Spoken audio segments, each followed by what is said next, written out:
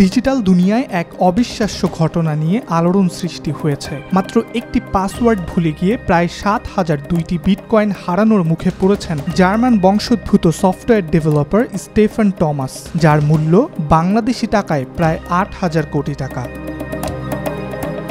২০১১ সালে তিনি এই বিটকয়েনগুলো পেয়েছিলেন একটি শিক্ষামূলক ভিডিও তৈরির বিনিময়ে। তখন প্রতিটি বিটকয়েনের দাম ছিল মাত্র কয়েক ডলার, কিন্তু সময়ের সঙ্গে সেই সামান্য পুরস্কার এখন রূপ নিয়েছে বিপুল সম্পদে।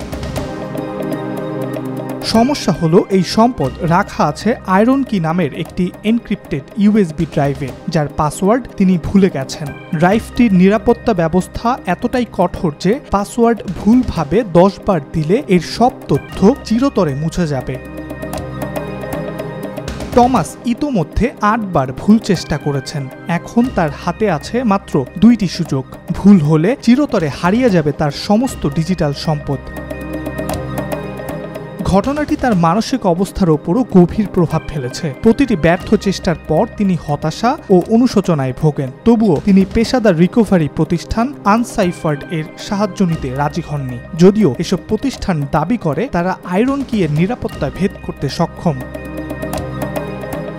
বিশেষজ্ঞদের মতে এই ঘটনা ক্রিপ্টোকারেন্সি দুনিয়ার একটি বড় বাস্তবতা তুলে ধরে। কেন আইল্যান্ড ডিজিটালের তথ্যানুযায়ী পৃথিবীতে এখন পর্যন্ত উৎপাদিত বিটকয়েনের প্রায় ২০% হারিয়ে গেছে, কারণ মালিকরা তাদের পাসওয়ার্ড হারিয়ে ফেলেছেন।